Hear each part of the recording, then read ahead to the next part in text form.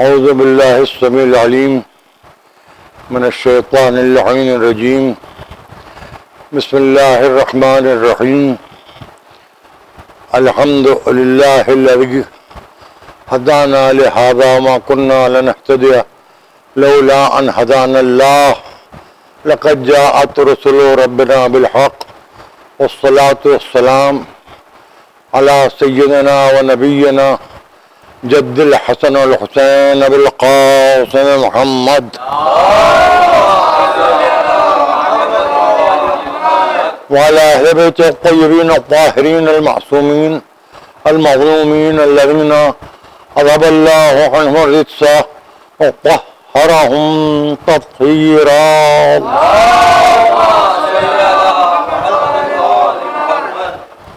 اما بعد فقد قال سبحانہ وتعالی في محكم كتابه المجيد ومتقن خطابه الحميد وقوله الحق ومن يعمل مثقال ذرة خيرا يراه ومن يعمل مثقال ذرة شرا يراه. صلوات بر محمد.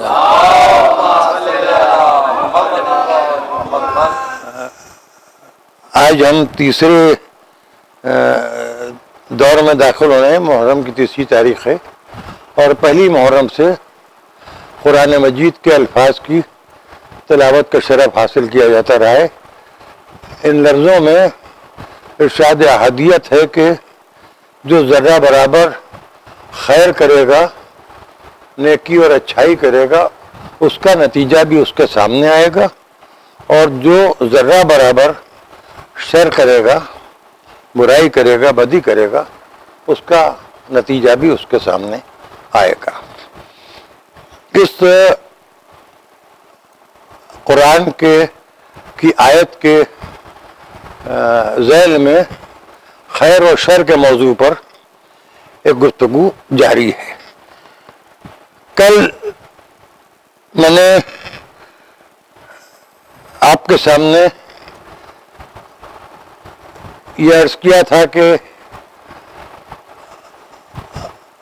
دامن نبوت آدم پر ہلکا سا غبار ترک اولا آ گیا تھا، جس کی وجہ سے حبوط آدم ہوا، یعنی آدم کو اتارا گیا جبل سراندیب پر، جس کو فارسی میں کوہ سرادیب کہتے ہیں اور سرادیب کا پہاڑ کہلاتا ہے، اور یہ سری لنکا میں پایا جاتا ہے، جہاں سے اس وقت انسان کا قد گھٹتا گیا ہے اور گھٹتا جا رہا ہے. بہت بڑا قد ہوتا تھا اور جناب آدم ہندوستان ہوتے ہوئے یہاں سے عرب کے ایک ایسے مقام پر پہنچے جہاں سمندر کا کنارہ تھا. وہاں پر جناب حوا کو اتارا گیا تھا، جس کی وجہ سے اس شہر کا نام ہی، اس ٹھکانے کا نام ہی جدہ پڑ گیا. جدہ عربی میں دادی کو کہتے ہیں. پھر جناب آدم آگے بڑھتے چلے گئے، ادھر سے جناب حوا آگے بڑھیں. ان دونوں کا تعارف، ان دونوں کی ملاقات، ایک دوسرے کو پہچانا جس جگہ پر، وہ ہے مقام عرفہ بھی ہے. اور اس کے بعد پھر آدم کو اللہ نے دو بیٹے عطا کیے. ایک خیر پر چلا گیا، دوسرا شر پر چلا گیا. جو خیر پر تھا وہ قربان ہو گیا، جو شر پر تھا وہ قاتل بن گیا. اچھا، یہ بہت چھوٹی چھوٹی چیزیں ہوتی ہیں، لیکن وہ چھوٹی چیزیں کسی بڑے آدمی سے منسوب ہو جاتی ہیں اور وہ ماضی بن جاتی ہیں تو ان کی یاد بہت آتی ہے. میں نے اپنے بچپن میں، بالکل ابتدائی دور تھا میری عمر کا، شاید 4 یا 3 سال کا سن تھا، اس وقت سے قصہ گھر کے اندر میں نے سنا کہ لوگ یہ بھول جاتے تھے کہ قابیل قاتل ہے کہ حابیل قاتل ہے، کون قتل ہوا، کس نے قتل کیا. تو میرے دادا تک کے لوگ بات پہنچی، ان کا بھائی جس میں قاف ہے قاتل کا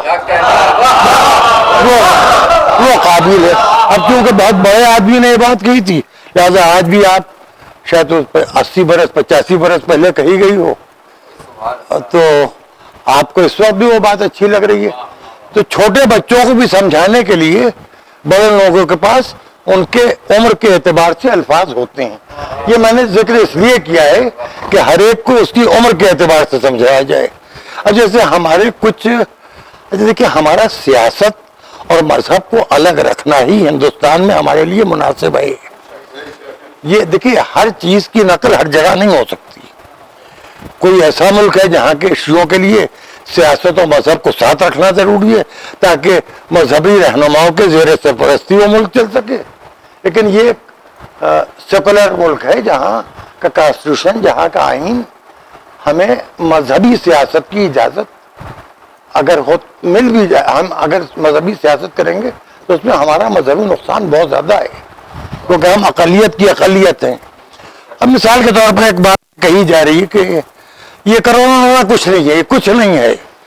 یہ بی جے پی والوں نے مسلمانوں کی حق تلفی کے لیے اس کو روکا ہے، لیکن نہ رمضان ہونے دیا، نہ تراویح ہونے دی، نہ جمعہ ہونے دیا، نہ جمعۃ الوداع ہونے دیا، نہ بقرعید میں گائے کاٹ پائے، نہ بھینس کاٹ پائے، نہ بیل کاٹ پائے، نہ اونٹ کاٹ پائے. اچھا تو یہ بتائیے کہ یہاں چلیے یہ ہندو مینٹلٹی کی حکومت ہے.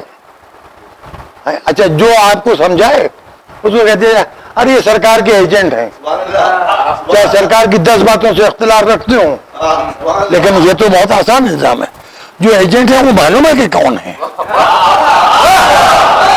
دیکھیے ایک بات آپ کو بتا دوں، وہ شیعہ جو سرکار کا ایجنٹ ہوگا وہ ایام اعضا میں بھی ہندوؤں کے مبارک موقع پر مبارکباد دے گا. اور جو سچا شیعہ ہے چاہے جتنی بڑی بھی خوشی ہو وہ مبارکباد نہیں دے گا. پہلی محرم سے 8ویں محرم تک جو مبارکباد دے دے وہ شیعہ نہیں، جو 9ویں ربیع الاول کو مبارکباد نہ دے وہ بھی شیعہ نہیں. تو ہمارا ملک ہے، ہم یہاں پیدا ہوئے. ہمارے ملک کے بعد ہمارے لیے ہمارا مذہب ہے. سیاسی جماعتوں کا کیا ہے، آج کسی کے پاس ہے، کل کسی کے پاس تھا، پرسوں کسی کے پاس تھا، آنے والے کل کس کے پاس ہوگا. کوشش تو ہر ایک کرتا ہے کہ وہ ہمیشہ اقتدار میں رہے، لیکن ہمیشہ دولت کسی ایک جگہ نہیں رہتی، اقتدار ایک جگہ نہیں رہتا. اگر ورثہ ہیں تو علم کی وجہ سے پہچانے جاتے ہیں.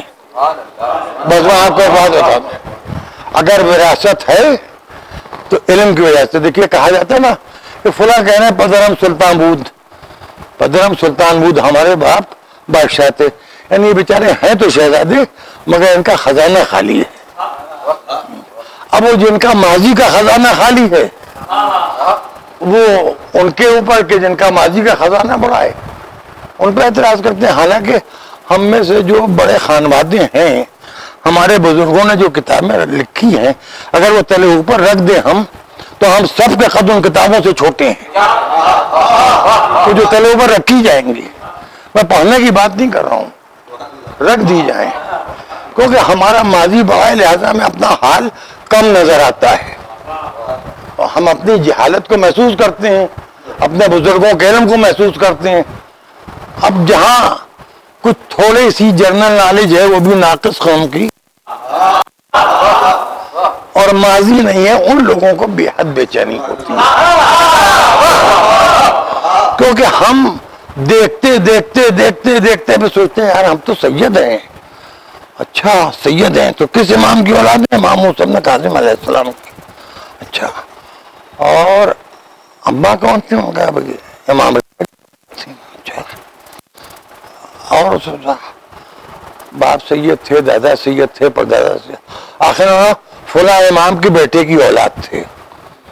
اب وہ امام کون؟ علم محض. وہ امام جس کا وارث وہ علم محض، وہ امام جس کا وارث وہ علم محض. بات یہاں تک پہنچی کہ اب ہم نے رسول اللہ کے اوپر فیصلہ چھوڑا. رسول نے کہا میں علم کا شہر ہوں، علی اس کا دروازہ. اور ہمیں احساس ہوا کہ ہم تو ایک ذرہ ہیں جو اس لیے چمک گئے ہیں کہ کرن ہم پر پڑ گئی ہے وقتی طور پر. بس تو اب اس کے بعد یہ انسانی مزاج میں ایک شر پیدا ہوتا ہے اور وہ شر ہی دوسروں کے لیے سبب زحمت بنتا ہے. اب یہ جو بات کہی جا رہی ہے تو یہ مجھے بتائیے کہ بھائی ایران میں کون سی ہندوؤں کی حکومت ہے؟ عراق میں کون سی ہندوؤں کی حکومت ہے؟ جہاں ہمارے اماموں کے اصل روزے کربلا محلہ کی یاد میں جملہ کہہ دوں، برا تو نہیں مانیے گا، جب برا لگے تو معاف کر دیجیے، پہلے معافی مانگے لے رہا ہوں، کسی کی دلالی مقصود نہیں ہے۔ دیکھیے آپ پورے ہندوستان میں کہیں چلے جائیے، آپ کو کسی کی یادگار نہیں ملے گی، ہر جگہ آپ کو ایک کربلا ضرور مل جائے گی۔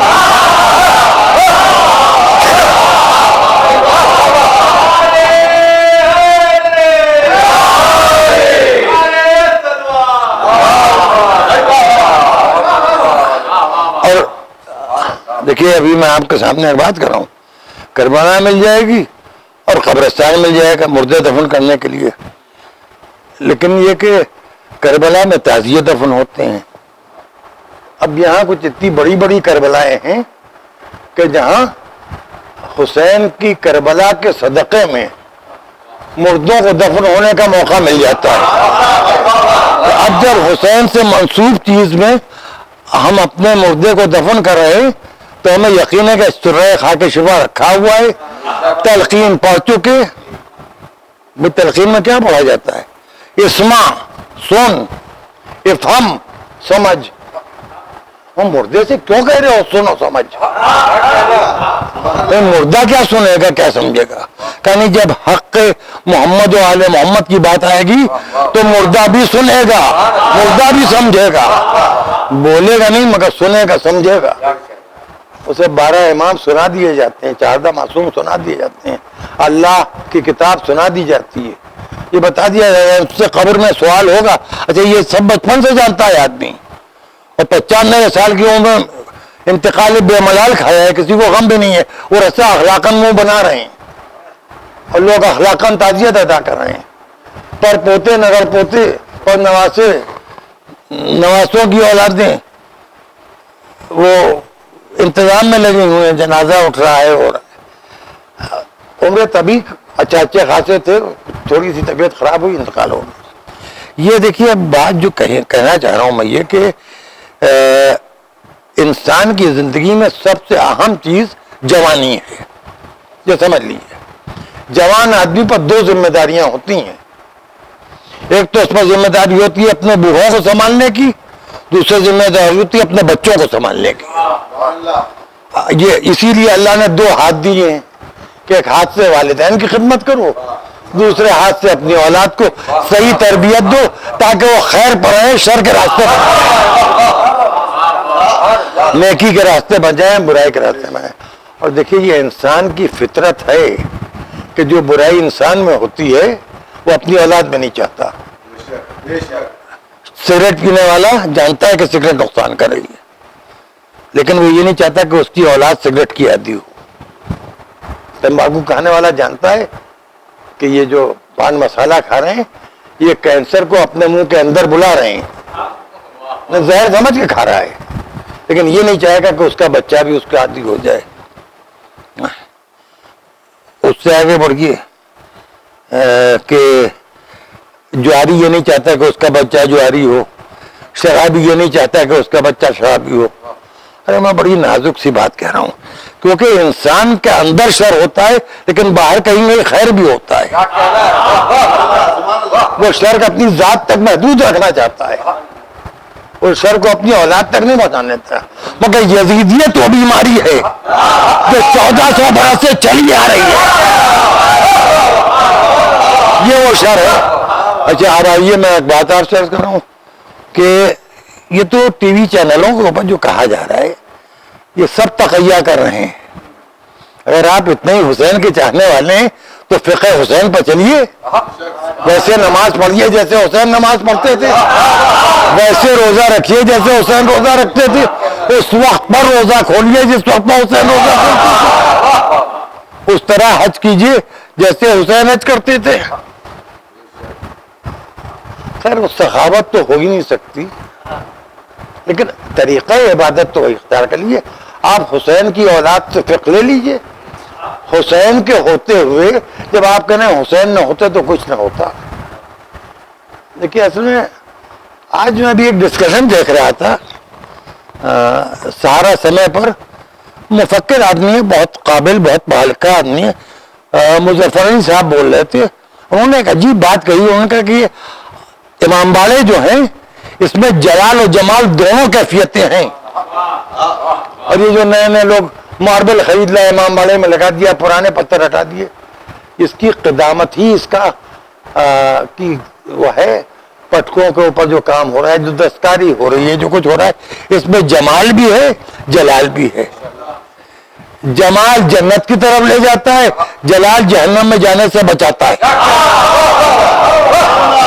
اور اگر اس کو میں اپنے لفظوں میں کہوں تو کربلا کے جمال کا نام ہے حسین, جلال کا نام ہے عباس. ایک صلوات پڑھتے ہیں.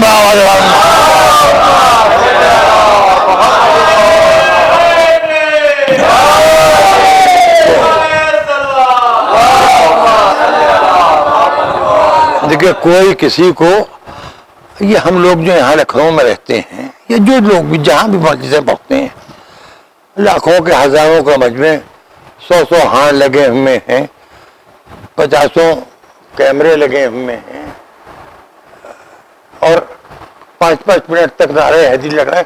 اچھا, کچھ لوگ وہ ہیں نا, ابا نے 4 شعر کہہ لیے تھے, اس کی بڑی تعریف کر رہے ہیں, اور ذاکر صاحب آپ کی واہ واہ نہیں ہو پائے گی. ہم واہ واہ کے لیے تو مجلس پڑھتے ہی ہیں. ہم نے کب ابن ملجم کے خاندان کو بلایا؟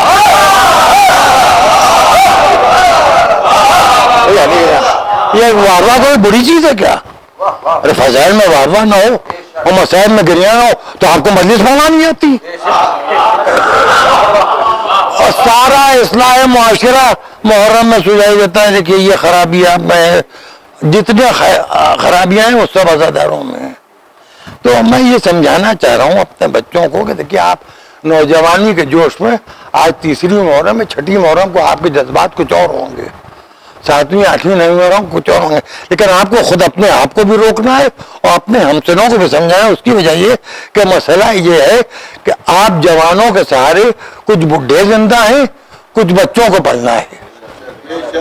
تو آپ کے اوپر حسین نے جو ذمہ داری عائد کی ہے وہ سمجھ لیے کیا ہے. کربلا سے آپ کو بہت کچھ ملا. جناب عبداللہ ابن جعفر کو مدینے میں چھوڑا, جناب محمدیہ حنفیہ بخار میں مبتلا تھے, منع کر دیا بھائی کو کہ آپ کی طبیعت ناساز ہے. جناب سہرا بیمار تھیں, انہیں مدینے میں چھوڑا, جناب سکینہ کو ساتھ لائے. سہرا کو اس لیے چھوڑا کہ لوگ سمجھیں کہ بیماری میں اولاد کو اپنے سے جدا کرنا کوئی آسان بات نہیں ہوتی ہے. ہم نے یہ بھی سکھایا ہے, ہم اپنے شیعوں کو سب کچھ سمجھا کے جا رہے ہیں. اچھا, اب یہ نہیں کہ ہم بوڑھے ہو گئے اور کوئی معاملہ آیا تو ڈر گئے. حبیب بن ظاہر کو اسی لیے ساتھ رکھا تھا کہ ہمارے ساتھ جو ہمارے ساتھ ہوتے ہیں وہ بڑھاپے میں بھی ڈرتے نہیں ہیں, وہ اور بڈھے ہوں گے. حسین نے یہی تو بتا رہے تھے کہ دیکھو, ایک کربلا کا میدان ہے, ایک نانا کی بزم تھی, وہاں کچھ رکتے تھے, کچھ موقع دیکھ کے چلے جاتے تھے, پھر واپس آ جاتے تھے. یہاں جو ہے وہ کوہ گرا کی طرح اپنی جگہ کے اوپر اس طرح قیام پذیر ہے جیسے اس نے وادی موت میں اقامت عشرہ کی نیت کر رکھی ہے.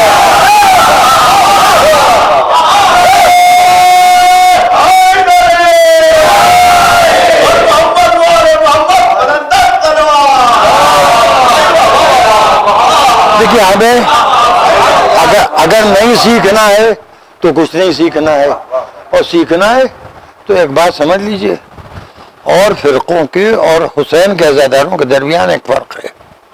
اوروں کے پاس سیکھنے کے لیے صرف 1 مہینہ ہے رمضان کا, ہمارے پاس 3 مہینے 8 دن ہیں. 1 مہینہ رمضان کا جس میں تھیوری سمجھ لیجئے, 2 مہینے 8 دن جس میں پریکٹیکل سیکھ لیجئے. اب اس وقت آپ کی برداشت کے امتحان ہے. یہ موسم ازا جو آیا ہے، اس موسم ازا میں یا راتوں کے سناٹوں میں یا حسین کی آوازیں گونجتی تھیں، بس سناٹا سا محسوس ہو رہا ہے، اور یہ سناٹا ساری دنیا میں ہے. مجبوری ہے. وہ جلوس جو اٹھتے تھے کہیں نہیں اٹھ پائیں گے. اب اگر کہیں پر کچھ لوگ اپنے جوش میں،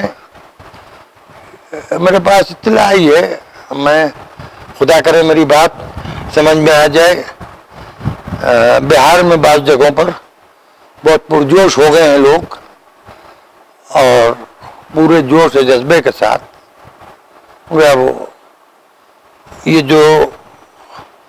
یہ قانون ڈاکٹروں نے بنائے ہیں، اچھا یہ سوشل ڈسٹینس یہ بھی ڈاکٹروں کی ایجاد کردہ اصطلاح ہے، اور یہ حکومت میں اگر لٹریری لوگ ہوتے تو اس کو فزیکل ڈسٹینس کہتے، سوشل ڈسٹینس نہ کہتے. یہ فزیکل ڈسٹینس ہے، سمجھ رہے ہیں آپ؟ سوشل ڈسٹینس تو اس ہندوستان میں ہے ہی نہیں. اس ملک کی یہاں سوشل ڈسٹینس تو ہے ہی نہیں. ہر مذہب کے کام میں ہر مذہب کے لوگ شریک ہوتے ہیں. عزائے حسین میں کون ایسا مذہب ہے جس کا آدمی شریک نہ ہو؟ تعزیہ بنانے سے لے کے تبرک تک، جلوس کے انتظام تک، کون سا ایسا مذہب ہے جس کا اگر یوں نہیں شریک ہوگا تو پولیس کا مین کی حیثیت سے شریک ہونا پڑے گا. یا آپ نے کبھی پولیس والوں کا، بی ایس ایف والے آ جاتے ہیں، کتنے سیکورٹی ایجنسیز آتی ہیں، کتنی فورس آتی ہے ہمارے آپ کے تحفظ کے لیے. اچھا ہمیں آپ کو تحفظ کس سے چاہیے؟ ہمیں خطرہ کس سے ہے؟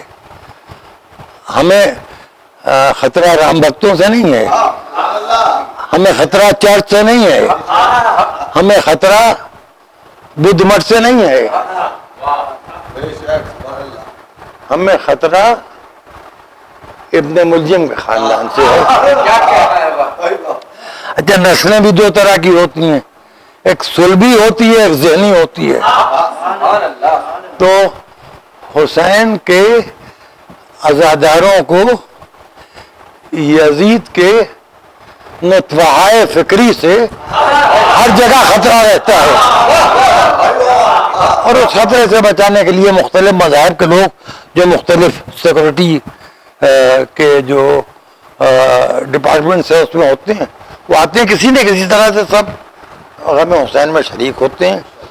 اس کے علاوہ دیکھیے بہت سے دیکھنے والے ہیں، مختلف مذاہب کے لوگ ہیں، وہ دیکھ رہے ہیں کہ جلوس جا رہا ہے، مگر ایک الگ نوعیت یہ دیکھتے ہیں کہ بہت سے جلوس جا رہے ہیں، اس پہ باجے بج رہے ہیں، ہر پھول پہنائے جا رہے ہیں، خوشبوئیں بانٹی جا رہی ہیں، رنگ اڑائے جا رہے ہیں، ایک دوسرے سے گلے مل رہے ہیں، مسکرا رہے ہیں، ہنس رہے ہیں، گاتے بجاتے چلے جا رہے ہیں. ہم کو اس لیے حیرت سے دیکھا جاتا ہے کہ یہ کون ہے جو اپنا سینہ خود پیٹ رہے ہیں، اپنے سر سے خود خون نکال رہے ہیں، اپنی پیٹھ سے خود خون نکال رہے ہیں، یہ روتے چلے جا رہے ہیں. تو اب ان کو مسلمانوں سے انہوں نے پوچھا یہ کون لوگ ہیں؟ انہوں نے کہا یہ حسین کے قاتل ہیں، یہ شیعہ ہیں، انہوں نے حسین کو قتل کیا. اب یہ پچھتاتے ہیں تو روتے ہیں، یہ پچھتاوے کا جلوس ہے. یہ جو روتے ہیں ان کے پوروجوں نے حسین کو قتل کر دیا تھا. تو ایک بات آج میں مان لوں کہ حسین کے قاتل شیعہ تھے، میں مان لیتا ہوں. اب مسئلہ بالکل اس بات کو میں شاید لکھنؤ کی کسی مجلس میں اور کسی ایک مجلس میں ممبئی کی بھی عرض کر چکا ہوں، لیکن اس وقت اتنا پھیلاؤ نہیں تھا جتنا اب ہے. لاک ڈاؤن نے ہمیں لاک ڈاؤن کے بجائے گلوبل بنا دیا ہے. لوگ اپنے گھروں میں بیٹھے ہوئے مختلف لوگوں کو دیکھ رہے ہیں، سن رہے ہیں. تو اگر یہ بات مان لی جائے کہ ہاں اس بات کو میں نے ایک مرتبہ الہ آباد میں بھی پڑھا ہے، 3 مجلسوں میں اس بات کو کہہ چکا ہوں. تو حسین کے قاتل شیعہ، تو یہ ہمارا اندرونی معاملہ ہو گیا نا. کچھ وہ تھے جنہوں نے قتل کیا، کچھ وہ ہیں جو کیے پر پچھتا رہے ہیں، اپنا منہ پیٹ رہے ہیں، اپنا سینہ پیٹ رہے ہیں، رو رہے ہیں، سر پیٹ رہے ہیں، اپنے سر پر تلوار مارے رہے ہیں، اپنی پیٹھ پر چھریاں مارے لے رہے ہیں، اپنے سینے سے خون نکالے لے رہے ہیں. تو کم سے کم ایک بات تو آپ نے مانی کہ شیعہ اپنی غلطی پر روتا ہے، پچھتاتا ہے. وہ کون تھا جس نے رسول کی بیٹی کی پسلیاں توڑ دی، آج تک پچھتایا نہیں.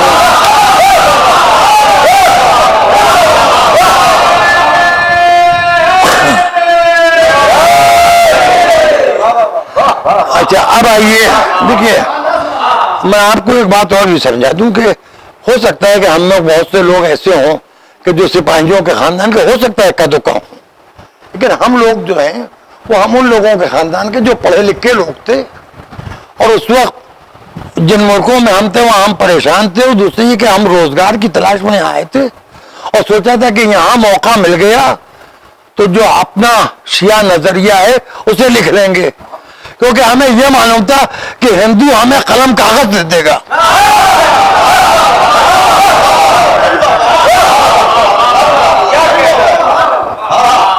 کیا میں نے کچھ کہا؟ چنانچہ قلم کاغذ ملا، حق بیت لکھا گیا، علی کی خلافت بلا فضل لکھی گئی. اس کے صدقے میں آج ہم لوگوں کو لوگ خاندانی کہنے لگے. جی ہم خاندانی ہیں کیا؟ خاندانی تولائی ہیں اور خاندانی تبرئی بھی ہیں، لیکن یہ کسی سے کہیے گا نہیں، کیونکہ اس سے کسی کی دل آزاری نہیں کرنا ہے. اپنے بچوں کو سمجھانا اور یزید کے بچوں کو سمجھانا بھی نہیں ہے. اب آئیے، ہم تو شرعی لوگ ہوئے پر شر پہ ہوئے، خیر پہ تو ہوئے نہیں، خیر و شر میں رہو.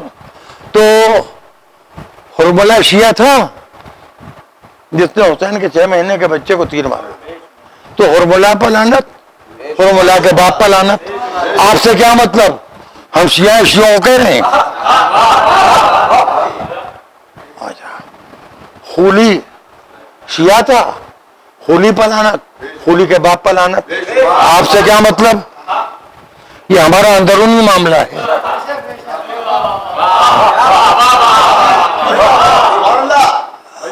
اور اگر سنان ابن انس شیعہ تھا، سنان ابن انس پر لعنت، اس کے باپ انس پر لعنت. آپ سے کیا مطلب؟ اور آگے بڑھیے.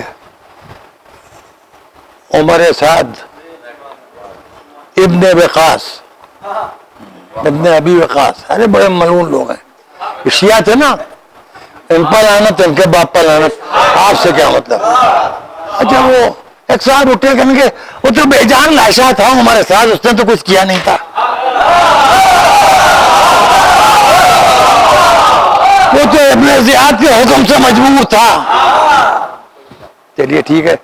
تو ابن زیاد شیعہ تھا نا جس نے حسین کے قتل کے لیے اس بے جان لاشے کو جاندار بنایا تھا، تو ابن زیاد پر لعنت، ابن زیاد کے باپ پر لعنت. آپ سے کیا مطلب؟ ارے صاحب اس میں ابن زیاد کیا کرتا؟ وہ تو یزید کے حکم سے مجبور تھا.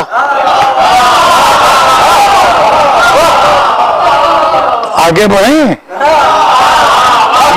یزید پر لعنت، باقی آئندہ.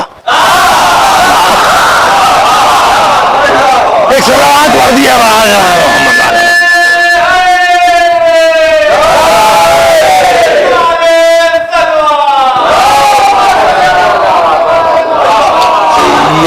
یزید پر لعنت، باقی آئندہ. باقی آئندہ 8ویں ربیع الاول کے بعد. تو عجب قصہ ہے. قصہ یہ ہے کہ شیعہ، شین یہ عین اور ہائے ہوا چھوٹی ہے جو کہلاتی ہے، یہ پیچھے چلنے والے کو کہتے ہیں، پیروکار کو، کسی کے پیچھے چلنے کو کہتے ہیں. اس وقت تک کہ یہ ایک اصطلاح بنی تھی کہ جو علی کو مولائے غدیر رسول کا پہلا خلیفہ بلا فصل مان رہا تھا، حسن کو دوسرا جانشین رسول مان رہا تھا، حسین کو تیسرا مان رہا تھا، وہ تھا شیعہ علی. اور جو صدیق اکبر کو پہلا اور حضرت فاروق کو دوسرا اور بنی امیہ کے چشم و چراغ حضرت عثمان کو تیسرا اور امیر شام معاویہ کو چوتھا اور یزید کو پانچواں خلیفہ برحق مان رہے تھے، وہ شیعان عثمان کہلاتے تھے. وہ اصطلاح بنی شیعان علی اور شیعان عثمان کی. شیعان علی کربلا میں گھر گئے، شیعان عثمان نے شیعان علی کو قتل کر دیا. آپ نے بعد کی اصطلاح ہٹا لی، ایک لفظ پکڑ لیا تو اسی ایک لفظ پر برقرار رہی ہے. اس میں قصہ بھیا یہ ہے کہ مسئلہ یہ نہیں ہے، یہ بات شیعہ سنی کی یا ہندو مسلمان کی کچھ ہے ہی نہیں. بات یہ کہ اتنا شقی القلب، اتنا دل کا انسان ہونا چاہیے جو خیر کو قتل کرے. نیکی کو قتل کرنا ہر ایک کے بس کی بات نہیں ہے. میں نے کل یا پرسوں کے مجلس میں بات کی تھی کہ شیطان بہت زیادہ شر ہے اور شیطان ایک ڈسٹ بن ہے جس میں سب اپنے گناہوں کا کوڑا ڈال دیتے ہیں، لیکن شیطان کے دامن پر کسی معصوم کے خون کا دھبا نہیں ہے. یہ جو سیدہ کے قاتل ہیں، علی کے قاتل ہیں، حسن کے قاتل ہیں، حسین کے قاتل ہیں، ہمارے 11 اماموں کے قاتل ہیں، یہ شیطان سے افضل ہیں کہ نہیں؟ ارے بھائی ان کی فضیلت مانو، ان کی فضیلت. تم وہ بیوقوف، معاف کرنا، تم ان کی فضیلت علی کے مقابل جوڑتے ہو، میں شیطان کے مقابل دیکھتا ہوں.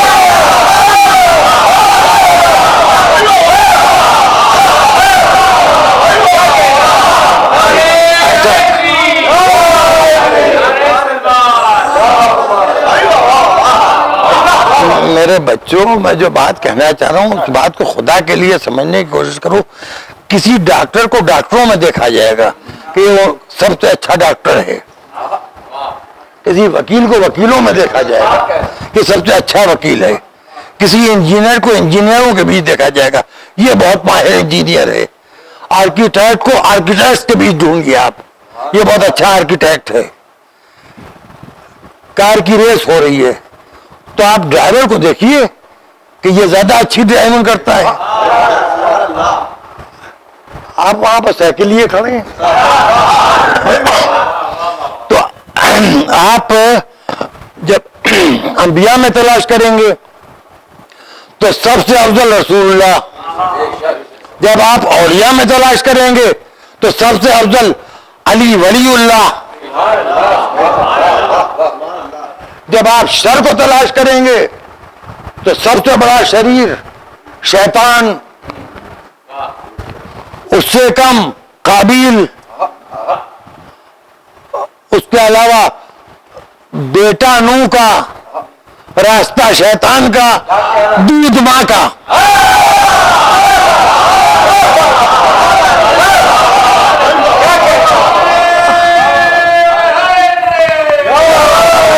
تو آپ کو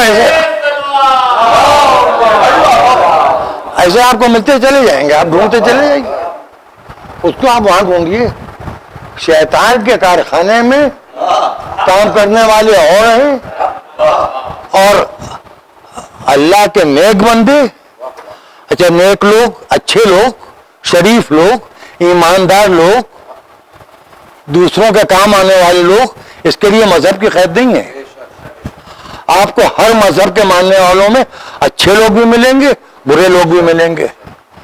برے لوگ وہ ہیں جو اپنے ذاتی فائدے کے لیے مذہب کو استعمال کرتے ہیں، جو مذہب کو بدنام کرتے ہیں. بہت اچھا ہوا کہ ورلڈ ٹریڈ سینٹر کے اوپر حملہ ہو گیا.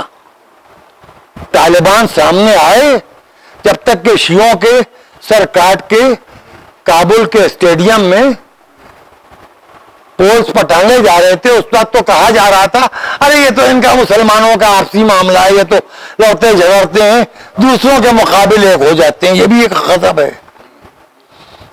خیر اب جب جارج بش کی ناک پر ٹھوکر پڑی، ان کی نکسیر بہی تو انہوں نے ساری دنیا کو جگایا. آتنکواد بہت بڑا خطرہ ہے، ارے یہی تو ہم بھی کہتے ہیں، وہ ہندوستان چلے آئے، اگر آتنکواد وہاں نہ ہوتا تو ہم یہاں کیوں آتے؟ آئے تھے آتنکواد سے بچنے کے لیے۔ اب یہاں ہم کو مل گیا بابر، یہاں ہم کو مل گیا لودھی، یہاں ہم کو مل گیا محمد بن تغلق، یہاں ہم کو مل گیا جہانگیر، یہاں ہم کو مل گیا اورنگزیب۔ تم نے برہمنوں کی تو فہرست بنا لی کہ اتنے برہمن مارے، کبھی سیدوں کی فہرست بھی تو دیکھو کتنے سید مارے ان کے وقتوں نے۔ قاضی نور اللہ شتری کی خبر گواہ ہے مغل بادشاہوں کے کیا مظالم رہے ہیں ہمارے اوپر، اور کب تک کے مربت کی جائے صاحب؟ ساری دنیا میں سب کچھ کھل کے ہو رہا ہے، سب کو کہہ رہے ہیں، ہم ہی بس اس حالت میں ہیں کہ بھائی نہیں کسی کا دل نہ دکھنے پائے۔ جی کسی کا دل کیسے نہیں دکھے گا؟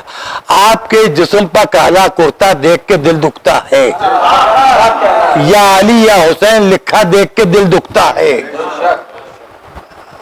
جب آپ کی آنکھوں سے آنسو نکلتے ہیں، جی کوئی رولاتا ہے تو دل دکھتا ہے، کوئی روتا ہے تو کسی کا دل کیوں دکھتا ہے؟ رونا حرام ہے۔ تو بھیا ہم کب کہہ رہے ہیں کہ ہم آپ کی شریعت پر چل رہے ہیں؟ آپ کی شریعت پہ حرام ہوگا؟ قاتل کی شریعت پہ رونا حرام ہے؟ جو قتل ہوا ہے اس کے خاندان کی شریعت پہ نہ رونا حرام ہے؟ اور یہ ہمارے چھٹے امام نے ہمارے لیے کیا کہا ہے؟ اللہ اب سنیے، یہ ہے عمل کی بات۔ وہ کہتے ہیں نا عمل کرو، تو میں یہی کہتا ہوں عمل کرو۔ اب یہ ہے آپ کے امتحان کا وقت۔ آپ جتنی راتیں شب داریوں میں گزارتے تھے تو کئی لوگ ساتھ جاتے تھے، بڑے مجمع ہوتے تھے، لیکن اب آپ کو تنہا اپنے گھروں میں شب داریاں کرنا ہے۔ آپ کے گھر میں جس وقت مجلس ہوتی تھی، آپ کو تنہا بیٹھ کے اپنے عزا خانے میں جو چھوٹا سا تعزیہ آپ نے رکھا ہے، آپ اس کو دیکھتے رہیے اور ان کی مظلومی کو یاد کرتے رہیے۔ تو دیکھیے تو کہ حسین کے سلسلے میں ظلم کتنے ہوئے ہیں۔ اب متوکل عباسی کا زمانہ، یہ بنی امیہ کا عہد نہیں ہے، یہ بنی عباس ہیں جو چچازاد ہیں بنی ہاشم کے۔ غلط تو نہیں کہہ رہا ہوں؟ وہ تو بنی امیہ، وہ تو غلام زادے، کنیز زادے، گھٹیا خاندانوں کے لوگ، ان کو چھوڑ دیجئے۔ یہ بنی عباس متوکل عباسی کا زمانہ۔ اور مدینے میں رسول کے ایک بیوہ رہتی تھی، اس کا ایک جوان بیٹا تھا۔ وہ عورت سال بھر لوگوں کے گھروں میں کام کرتی تھی اور بیٹا مزدوری کرتا تھا۔ 24 گھنٹے میں ایک وقت کھاتے تھے، پیسہ بچاتے تھے۔ کیوں؟ اس لیے کہ یہ لوگ، ان کے پاس اتنے پیسے نہیں تھے کہ یہ سواری کا انتظام کر سکیں۔ یہ مدینے سے پیدل جاتے تھے کربلا، اور چلتے چلتے یہ نمی محرم کو قبر حسین کے سرانے پہنچ جاتے تھے ماں بیٹے۔ متوکل عباسی نے حکم دیا کہ حسین کی قبر پر کوئی نہ جائے، اور جو جائے اس پر جرمانہ کرو۔ 500 درہم فی کس جرمانہ طے پایا قبر حسین کی زیارت کے لیے۔ اس وقت تک قبر کے اوپر چھت نہیں تھی، ستون نہیں تھے۔ آج یہ جو سونے کا گنبد آپ دیکھ رہے ہیں، یہ جو زری دیکھ رہے ہیں، یہ کچھ نہیں تھی۔ پیاسے کی قبر آسمان کے نیچے تھی۔ یہ ماں بیٹے 1000 درہم سال بھر میں جمع کر لیتے تھے، ایک وقت کھاتے تھے، پیدل مدینے سے جاتے تھے، اور متوکل کے سپاہیوں کو جرمانہ دے کے اور جا کے قبر حسین پر بیٹھتے تھے، قبر گنج شہیدہ میں روتے تھے، دریا کے کنارے جا کے عباس کی قبر پر روتے تھے، شام غریبہ تک گریا کرتے تھے، 11ویں محرم کو واپس سر جھکا کے چلے جاتے تھے۔ متوکل کو رپورٹ دی گئی کہ لوگوں نے آنا بند کر دیا، مگر ایک بوڑھی عورت ہے، بیوہ ہے، اس کا ایک لوتا جوان بیٹا ہے، یہ ماں بیٹے جو ہیں یہ پابندی سے آ رہے ہیں اور جرمانہ بھی دے رہے ہیں۔ اور جب ان کے بارے میں پوچھ گچھ کی گئی تو پتہ یہ چلا مزدوری کرتا ہے، اور ماں جو ہے لوگوں کے گھروں میں کام کرتی ہے، اور پورے سال ایک وقت یہ کھاتے ہیں اور باقی یہ پیسہ جمع کرتے ہیں یہاں جرمانہ دینے کے لیے. متوکل کا شر دیکھیے, اس نے یہ حکم دیا کہ یہ 2 اہل خیر رہ گئے, یہ بھی کیوں رہ جائیں, ان سے کہہ دو کہ اب ایک جان کی قربانی دے, دوسرا زیارت کے لیے جائے. ایک قتل ہوگا, دوسرا جائے گا. اب یہ 1000 درہم لے کے ماں بیٹے کربلا کے قبر حسین سے تھوڑے سے فاصلے پر متوکل کے سپاہیوں کا ہر طرف پہرا ہوتا تھا, اور روکا گیا. وہ سارے سپاہی جمع ہو گئے. کھلا ریگستان, کھلا میدان, کھلا بیابان, کھلی جگہ, دور دور سے پرندہ بھی ہو تو دکھائی دے جائے. اب ان سے کہا گیا کہ دیکھو ایسا ہے کہ جان کی قربانی ایک دے اور دوسرا قبر حسین کی زیارت کو جائے گا. اکلوتا جوان بیٹا, اس نے ماں کی طرف دیکھ کے کہا اماں آپ اس سے زیادہ آقا حسین کو چاہتی ہیں, اماں مجھے قربانی دے دیجیے, آپ جائیے, آپ کی زیارت ناغا نہ ہونے پائے. مامتا وہ چیز ہے کہ یا خدا کی رحمت ہے یا ماں کی مامتا, جس کا کوئی جواب نہیں ہے, لیکن وہ مامتا کو قربان کر رہی ہے. اس نے کہا بیٹا قربانی دے دو تم. بیٹا ماں کی آنکھوں کے سامنے قتل کیا گیا. ماں نے منہ موڑ لیا تو سپاہیوں نے کہا ادھر دیکھو بیٹے کی طرف. انہوں نے کہا دیکھ لیں گے. بیٹا قتل ہوا, لاش پڑی ہوئی ہے. اب 2 سپاہیوں نے کہا کہ بیٹے کی لاش کو رونتی ہوئی جاؤ. ماں نے اپنے پیروں سے اپنے بیٹے کی لاش کو روندا, آگے بڑھ گئی. قبر حسین کے سرانے نویں محرم کو پہنچ گئی. قبر حسین کے سرانے پہنچ کے کہتی ہے آقا حسین بس ایک التجا ہے, جب تک کہ کربلا میں رہوں اپنا غم یاد نہ آئے. میں تمہاری ماں سے سیدہ سے شرمندہ نہیں ہونا چاہتی. چلیے اب متوکل کے سپاہیوں کا اطمینان ہو گیا کہ اب کوئی نہیں آئے گا. یہ جوان بیٹے کا داغ دل میں لیے ہوئے کمر جھک گئی تھی. لوگوں کے گھروں میں خدمت کرتی رہی, فاقے کرتی رہی, 500 درہم جمع کر لیے. اب بیٹا بھی نہیں ہے, بڑھاپے کا جوان سہارا بھی نہیں ہے. یہ عزاداری اتنی آسان نہیں ہے جتنی آج ہم آپ کر رہے ہیں. اس لاک ڈاؤن میں بھی 5-6 لوگ بیٹھے ہوئے, یہ کیمرے لگے ہوئے, دنیا میں مختلف جگہوں پر ہو رہی ہے. یہ آج کی عزاداری, یہ تو ہم جیسے خاندانی رئیسوں کو بغیر محنت کے بزرگوں کی جاگیریں اور بزرگوں کے خزانے مل جاتے ہیں, ہمیں قربانیوں کے بعد یہ عزاداری بڑی آسانی سے مل گئی ہے. اس کی قدر کیجئے. وہ بیوہ عورت بیٹے کو قربان کرنے والی, بیٹے کی لاش کے اوپر پیر رکھ کے جانے والی 9 محرم کو پہنچ گئی دوپہر کو. متوکل کے سپاہی حیرت میں پا گئے. اچھا دیکھ رہے اکیلی آئی ہے, صحرا میں تو دور تک دکھائی دیتا ہے نا ریگستان میں, کوئی درخت نہیں, کوئی دیوار نہیں, کوئی دروازہ نہیں, کوئی آنکھوں کے لیے رکاوٹ نہیں, میلوں تک دکھائی دے رہا ہے. اب ایک دھبا دکھائی دیا, وہ جاگر ہوا یہاں تک کہ وہ عورت کا حیورانہ مدار ہوا. اور وہ جب ذرا قریب آئے, انہوں نے کہا یہ تو وہی ہے جس کا بیٹا برسال قتل کر دیا گیا تھا. پہنچی. اب متوکل کے سپاہیوں کا شر دیکھیے اور اس عورت کا خیر دیکھیے کہ متوکل کے سپاہی کہتے ہیں کہ ایسا ہے کہ جان کی قربانی کا مسئلہ ہے. کہاں میں زیارت حسین کر لوں, اس کے بعد قتل کر دینا. کہا قتل تو کر ہی دیں گے تمہیں, ابھی تمہارے ہاتھ اور پیر کاٹے دیتے ہیں. کہا کاٹ دو. اس کے ہاتھ اور پیر کاٹ دیے گئے. بوڑھی بیوہ جوان بیٹے کا داغ اٹھائے ہوئے زمین پر کروٹیں بدلتی ہوئی چلی.